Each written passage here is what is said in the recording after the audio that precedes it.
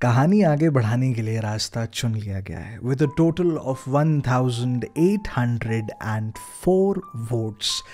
दूसरे रास्ते को चुना गया है, meaning detective Pranav will deny the order of commissioner साहब and he will decide to stay in school. और इससे पहले कि पेरेंट्स आए, बच्चों से इन्वेस्टिगेट करके, खास कर रिया और अब्बास से इन्वेस्टिगेट करके वो क्या बात थी जो उसे लग रही थी कि वो लोग छुपा रहे हैं, उसे बाहर निकालना था।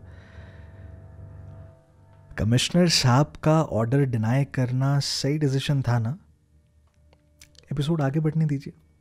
हेलो जी, मेरा नाम है Justin Joseph and you are listening to the very first story of हमारी इस कहानियां नहीं कहानियों की खेल का series which is called as फिर क्या हुआ।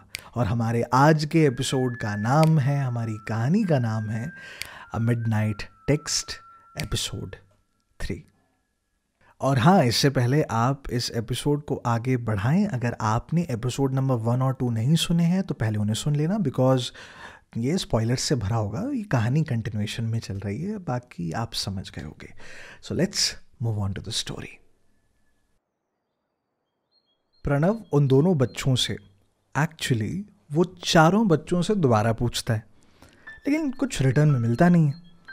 तो यहाँ पे पता नहीं क्यों उन्हें ऐसा लगता है कि रिया और अब्बास कहीं ऐसा तो नहीं कि प्रतीक और श्रेया के सामने कुछ बताना नहीं चाहते। पॉसिबल है, लेकिन कैसे इन दोनों को कंफर्टेबल महसूस कराएं समझ नहीं आता। तो यहाँ पे डिटेक्टिव भाई साहब को एक आइडिया सूझता है। प्रणव तो मैं हूँ, प्रतीक और श्रेया, राइट?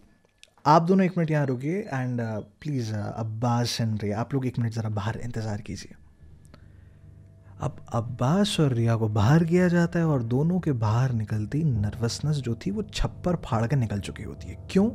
क्योंकि जब मेरे से झूठ मत कहना वाली बात डिटेक्टिव साहब बता रहे होते हैं तो वो सिर्फ और सिर्फ 2 लोगों की आंखों में एकदम नज़रें मिलाकर ये चीज़ कहते हैं, और वही 2 लोग इस वक्त क्लासरूम से बाहर निकाले गए थे। प्रणव प्रतीक और श्रेया से कुछ सवाल जवाब करता है, कुछ देखता है, कुछ परखता है, बट खैर पूरे 10 मिनट हो जाते हैं और उसके बाद प्रतीक और श्रेया को बाहर जाने के लिए कहता है। और जैसे ही वो बाहर जाते हैं, उनके आपस में कोई कन्वर्सेशन ज़्यादा हो ना पाए, इसलिए इमीडिएटली अब्बास और रिया को अंदर भेजने के लिए कहा जाता है। दोनों के दोनों अंदर आते हैं। हाँ जी, आइए, बैठिए। ना बैठो। तो देखो यार, वो दोनों तो अब नहीं है, तो अब सीधे सीधे बिना किसी झिझक के बताओ मुझे कि हुआ क्या था। सर मतलब क्या हुआ, एज इन लाइक, अरे भाई तुम दोनों ने क्या किया? मतलब सुरभि जो है वो है नहीं है, इज शी सेफ, या फिर देखो तुम दोनों इन्वॉल्व तो हो, तो अब क्या किया ये मुझे बता दो ताकि इस केस को मैं थोड़ा जल्दी आगे लेके जा सकूं। सर ऐसा कुछ भी नहीं है सर, हम दोस्त हैं, हम तो सारे के सारे। एंड सर आप ऐसा क्यों कह रहे हैं कि हमने किया? एंड तो कुछ बोलना। तो उसकी इमीडिएटली आवाज़ जो है हाई पिच पे पहुंच जाती है। अब्बास गेट्स एक्सट्रीमली नर्वस, रिया की रोने जैसी हालत हो जाती है। वो क्या करे, क्या ये यहाँ पे बोलता है, तू भी बोल यहाँ। और ये जो पूरा कार्यक्रम चल रहा होता है, इसे प्रणव एंजॉय करता है। और जब उनका वो नर्वसनेस जब अपने पीक पे होता है तो हंस के प्रणव बोलता है, मुझे पता है कि शायद तुम लोगों ने कुछ नहीं किया, लेकिन तुम दोनों की जो हरकतें हैं, तुम दोनों जो ये आंखों से चोरी छुपे जो भी कर रहे हो ना, कोई भी पुलिस वाला, कोई भी लॉयर, कोई भी जज यही कंक्लूड करेगा दैट गारंटीड तुम दोनों इस केस में इन्वॉल्व हो। मुझे फंसाने में वक्त भी नहीं लगेगा। देखो बच्चे, प्लीज इस चीज को समझना, अगर तुम दोनों इन्वॉल्व हो तो मैं फंसा के ही मानूंगा, but if you are innocent, मैं बहुत आसानी से तुम लोगों को बचा सकता हूं। The decision is yours. You have 10 seconds, क्योंकि उसके बाद अगर मैं इस कमरे से बाहर गया तो माफ करना, बट डिटेक्टिव प्रणव की ये स्ट्रैटेजी जो थी, this worked like a charm easily, क्योंकि 5 से 6 सेकंड के अंदर अब्बास जो है वो बोल पड़ता है, सर वो sir there is something sir, क्या है, हम इन्वॉल्व वगैरह ऐसा कुछ भी नहीं है, बट सर वो sir you have to promise me कि आप प्रतीक को कुछ नहीं करेंगे. इफ़ ही इज़ इनोसेंट मैं कुछ भी नहीं करूँगा. सर वो रिया बस हाँ में सर हिला देती है. सर वो आपने बोला था ना कि वो लाइक करते हैं हमारे, मतलब फ्रेंड सर्कल जो है उसमें कोई मतलब हम आपस में किसी को कोई मतलब प्यार वगैरह ऐसा कुछ भी अगर है तो सुनो अब्बास, आराम से, ठीक है, आराम से, take a deep breath, relax, tell me everything clearly and please do not miss any point. Yes sir. पानी चाहिए? नहीं सर. बोलो सर. वो आपने पूछा था ना वो लव, कोई हम लोगों के ग्रुप में ऐसा कुछ है, तो सर वो एक्चुअली में क्या है कि सुरभि जो है सर वो प्रतीक को सर बहुत मतलब उसका बहुत बड़ा क्रश है, मतलब वो बहुत लाइक करती है. और अभी मतलब सर क्या है कि वो प्रतीक जो है सर उसको क्या पता नहीं है इन सब के बारे, उसको पता नहीं है. वेट, ऐसा कुछ है क्या कि सुरभि ने प्रतीक को प्रपोज किया और फिर उसने मना कर दिया तो वो नाराज़ हो गया? नहीं सर, ऐसा कुछ भी नहीं है सर. उसको कोई आइडिया तक नहीं. वो क्या है सर, वो थोड़ा सा ना सर वो भोला टाइप का लड़का है, उसको कोई क्लू नहीं है कि वो मतलब कुछ इस तरह का इंटेंशन है और समथिंग. और सर हम लोग भी ना मतलब इतना कुछ अभी इन्वॉल्व, मतलब सर जनरली हम थोड़ी टांग वांग खींचते हैं ना दोस्त लोग, लेकिन हम इनके केस में सर इसलिए नहीं खींच रहे थे बिकॉज सर अब कुछ महीने तो बचे हुए हैं, मतलब 12th के. अब सर वो कुछ महीने का रिलेशनशिप होगा और फिर वो सुरभि जो है वो फॉरेन पढ़ने के लिए जा रही है, वो लॉन्ग डिस्टेंस. सर कोई मतलब नहीं है इन सब का. तो सर वो ये सब है तो हम लोग भी उतना इन्वॉल्व नहीं हुए. लेकिन सर वो क्या हुआ कि 2 एनुअल टाइम पे ही हुआ ना ये. रिया अपना हाँ में सर हिला देती है. सर वो एक्चुअली में हम लोगों का एनुअल फंक्शन था अभी मतलब 2 हफ्ते पहले. तो सर वो उस एनुअल फंक्शन से पहले के जो पूरा 1-1.5 महीना था सर वो थोड़ा सा मतलब रिलैक्स टाइप का ही जाता है ना. मतलब वो क्लासेस चलती हैं, कोई प्रिपरेशन में लगे हैं, टीचर्स, बच्चे. तो सर वो उस टाइम पे ना सर लाइक हम लोगों का जो ग्रुप था वी स्पेंड लाइक हम लोग अच्छा टाइम साथ में बिताते थे. और सर क्या है कि हम लोग सब ड्रामा में भी सब, प्रतीक जो है, प्रतीक और सुरभि दोनों ड्रामा में भी थे. तो वो दोनों सर क्या वहाँ पे टाइम स्पेंड किया. तो सर उसकी जो फीलिंग्स थी वो सर थोड़ी मतलब सर तो फिर okay Abbas, don't get me wrong, I get what you are trying to say, but ये इस मिसिंग केस के साथ कैसे कनेक्टेड है?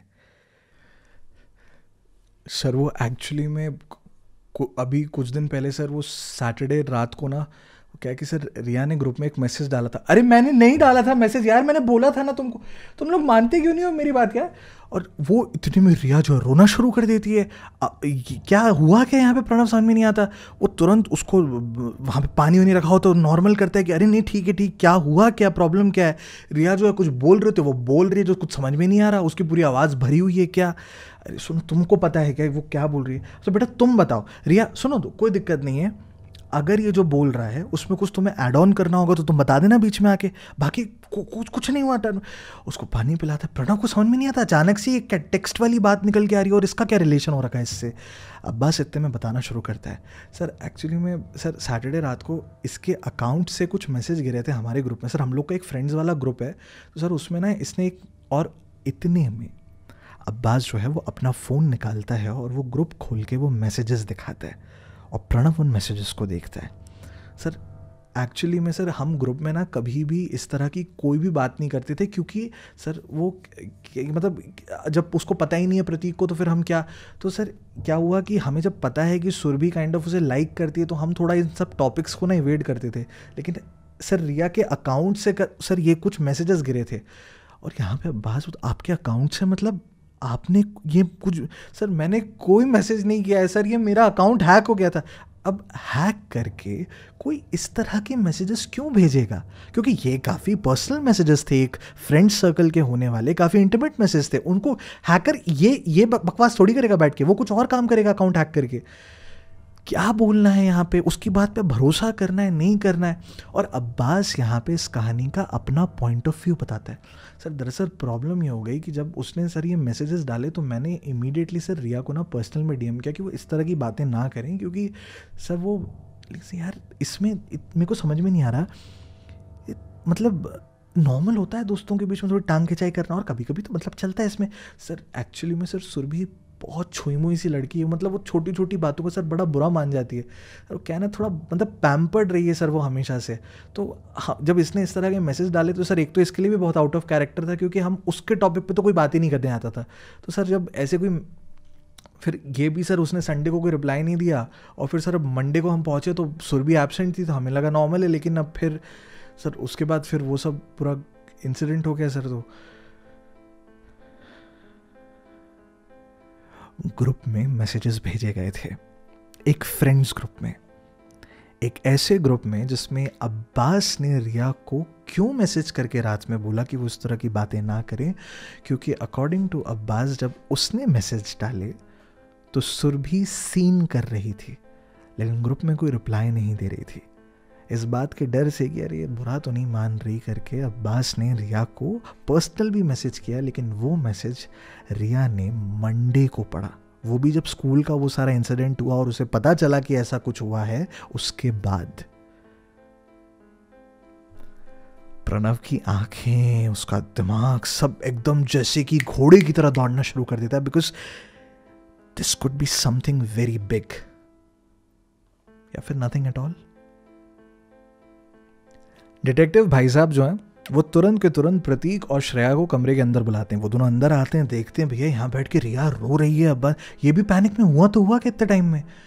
और फिर जब उन्हें ये सब पता चलता है तो प्रतीक जो है he was in absolute shock, complete denial कि नहीं सर ऐसा तो कुछ भी नहीं है, तो क्या ये। लेकिन उसके दोस्त फिर उसको समझाते हैं, और जब वो उसे समझाते हैं तो प्रतीक भी एक मिनट शांत बुद्धि के साथ एनुअल फंक्शंस में हुए जो इवेंट्स थे, जिस तरह की उसकी बात हुई थी सुरभि से, उसको एक दूसरे नज़रिए से देखने की कोशिश करता है। लेकिन अब उसको डर लगता है, अरे भाई केस के अंदर मैं इन्वॉल्व हो जाऊँगा क्या, मतलब वो मिसिंग हो गई है, ये क्या।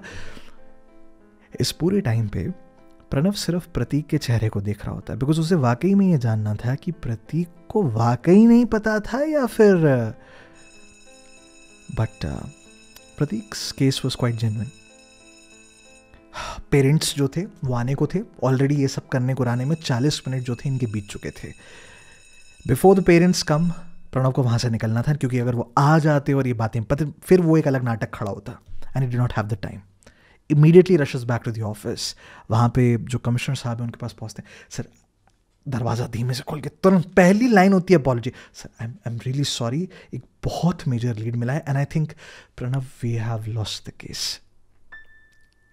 आई am sorry, I called you, but sir वो एक्चुअली में वो जो पेरेंट्स हैं सर, वो मतलब बच्चों के पेरेंट्स को सर उनको बुला लिया था, and sir once you come the you know sir वो लॉयर्ड अप हो जाना, फिर बच्चों को बोलने नहीं देना, ये वो, एंड सर टाइम नहीं था। तो I am sorry Pranav, but sir वो अगर आप अलाउ करें तो मैं थोड़ा पर्सनल अपने साइड से एक अनऑफिशियल इन्वेस्टिगेशन।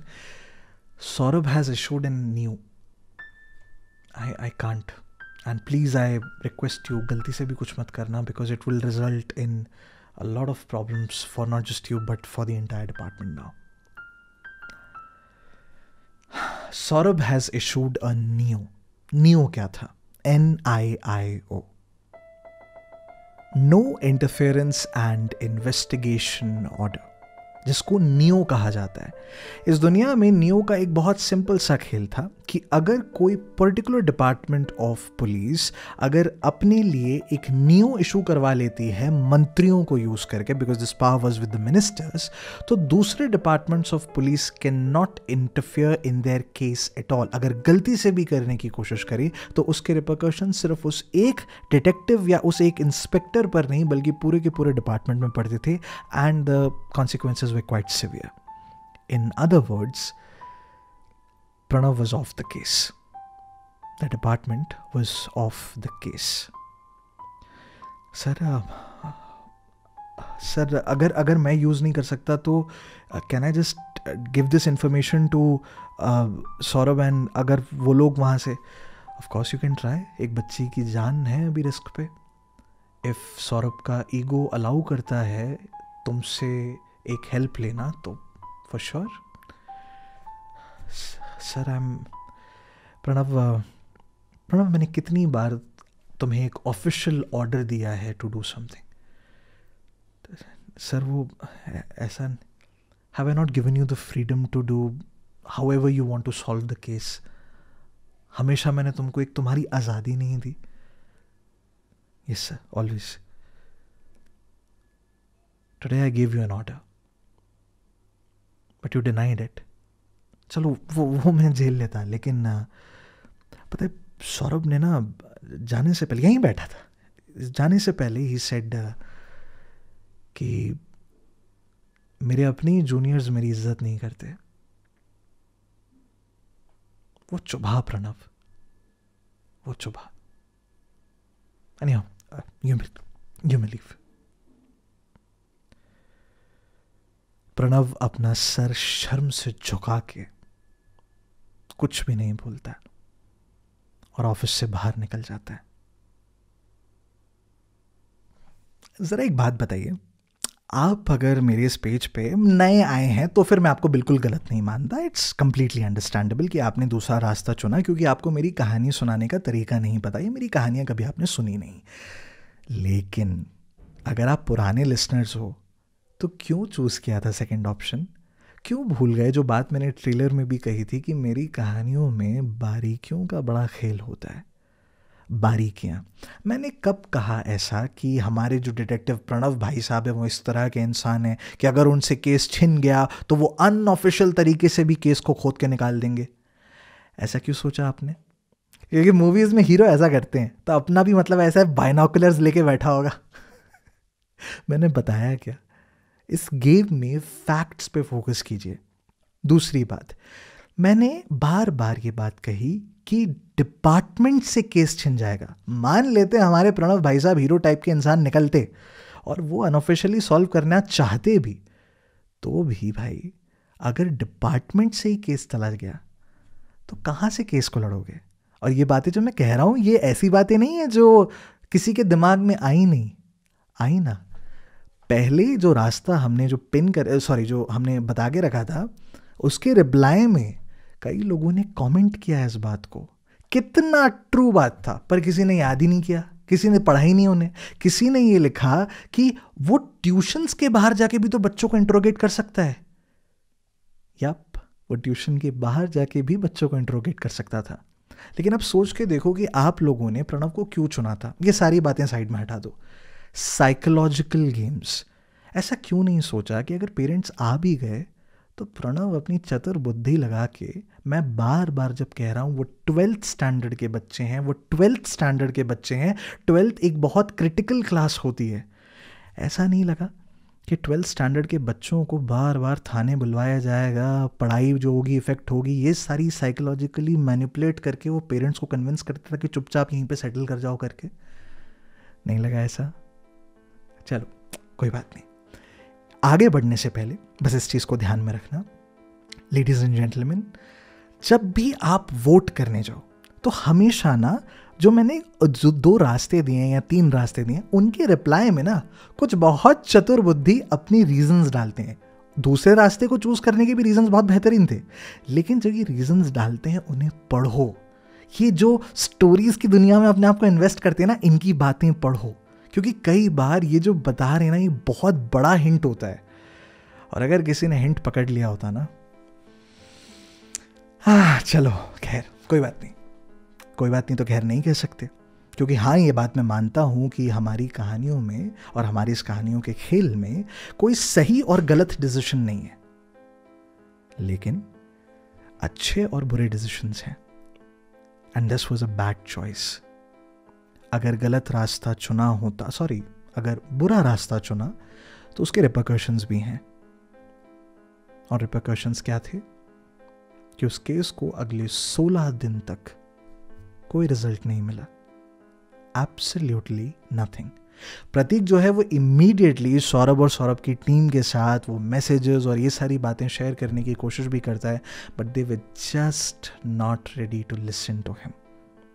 सौरभ का ईगो था यहाँ पे कि इसकी कही हुई इनके डिपार्टमेंट से कोई हेल्प हमें नहीं चाहिए, जो होगा हम अपनी दम पे करके निकाल लेंगे। और उनके उस ईगो क्लैश में एक लड़की जो 3 दिन से मिसिंग थी, अब वो 16 दिन से गायब थी। कोई रैंसम कॉल नहीं, कुछ नहीं। इनफैक्ट अगर हम स्टैटिस्टिक्स की बात करें तो she was no more there. क्या पता आगे क्या होगा, आगे कुछ होगा भी कि नहीं होगा, क्योंकि प्रणव का फोन बजता है। फोन पे नंबर एक ऐसे इंसान का जो सबसे अनएक्सपेक्टेड था, mister Saurabh. Hello hello, is this Pranav speaking? जी बोलिए। Pranav, this is Saurabh this side. I don't think कि मुझे अपने आप को इंट्रोड्यूस करना पड़ेगा यहाँ पे, आप ऑलरेडी मुझे गाली दे रहे होंगे। अरे नहीं सर, ऐसा कुछ भी नहीं, आप बताइए ना सर, क्या मदद कर सकता हूँ मैं आपकी? मदद? नाराज़ नहीं हो कि तुम्हारे डिपार्टमेंट से हमने केस ले लिया और ये सब? अरे सर, आप हमारे सीनियर हैं, you are a good detective yourself. I mean, case sir कोई भी सॉल्व करे, वो लड़की अगर मिल जाए तो sir that's the best thing. अच्छा जी, ऐसे ही नहीं, आपके पूजनीय कमिश्नर साहब आपकी इतनी तारीफ कर रहे थे। हाँ, it takes a big man to forgive me. वैसे माफ़ किया है या? सर माफ़ी क्या सर, हम we are all policeman. I mean, any lead on the case sir? Lead? Well Pranav, I would like to have a conversation with you in person at my residence, अगर आपकी इजाज़त हो तो। प्रणव जो है वो श्योर कह देता है कि बिल्कुल कोई दिक्कत नहीं, कम से कम एक मौका तो मिलेगा जाके मिलके कुछ अपने साइड ऑफ द स्टोरी बताने का। Sure sir, I will come, no problem. आप टाइम बता दीजिए। टाइम वैसे अभी आप जितनी जल्दी आ जाएं उतना बढ़िया रहता है। शाम है आज, we don't have any guests. I am, you know my residence right? Should I set you the address? नहीं sir, I know, no problem. Pranav, बस एक चीज़ का ध्यान रखिएगा प्लीज़। आपके जो माननीय कमिश्नर साहब हैं, आप उन्हें नहीं बताएंगे कि हमने आपको फ़ोन लगाया है, एंड आप बिना उन्हें बताए यहाँ पे आएंगे। That is my request, and I'll be waiting at my residence.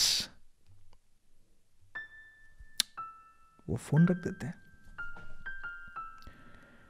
Pranav 16 दिनों के बाद उस केस में एंटर कर रहा था। 16 दिन उस गलत डिसीजन के कारण कुछ बहुत बड़ा खोया है इस कहानी में हमने।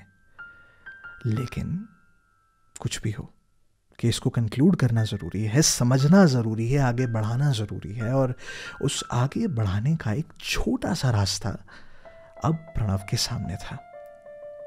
लेकिन उसी के साथ प्रणव के सामने 2 रास्ते थे।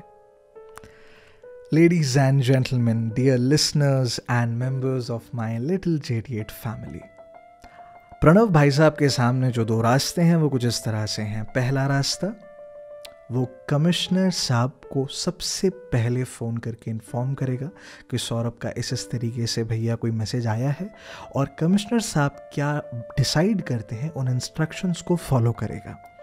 दूसरी तरफ, जैसा सौरभ ने बताया, बिना कमिश्नर साहब को इन्फॉर्म किए वो इमीडिएटली सौरभ के रेजिडेंस पे पहुंचेगा और वहां जाके देखेगा कि उसको दरअसल क्यों बुलाया गया था वहां पे, and he will further carry on with his own wisdom. कौन सा ऑप्शन सही है, कौन सा ऑप्शन गलत, आप लोगों के सामने है। The votings are open now, the 48 hours begins now. इस एपिसोड में मैंने आप लोगों को एक छोटा सा हिंट दिया है, देख लेना। बाकी अगला जो एपिसोड है, विच इज़ एपिसोड नंबर 4, उसकी कीमत जो है वो हम लोगों ने तय कर दी है। अभी एज ऑफ नाउ हमारा जो ट्रेलर वीडियो है ऑफ अ मिडनाइट टेक्स्ट, उस पर 215 हो चुके हैं आप लोगों के स्टोरी शेयर्स के कारण। अगर हम उस पर 260 रीच कर जाते हैं आप लोगों के स्टोरी शेयर्स के कारण, तो हम लोग जैसे ही हमारी वोटिंग खत्म होती है अगले 2 दिनों के अंदर, उसके अगले 2 दिनों के अंदर एपिसोड नंबर 4 को लेकर आप लोगों के बीच में हाजिर कर देंगे। फिर ध्यान से, आराम से सोचना, हर एक बात को समझना, क्योंकि जनाब कहानी की कीमत अदा करने का इंतज़ार रहेगा, और एक बार आपने कहानी की कीमत अदा कर दी तो फिर कहानी तो आगे बढ़ेगी, ऑफ कोर्स बढ़ेगी। मैं सुनाने भी आऊँगा। सवाल सिर्फ इतना सा है, आप सुनने आएंगे?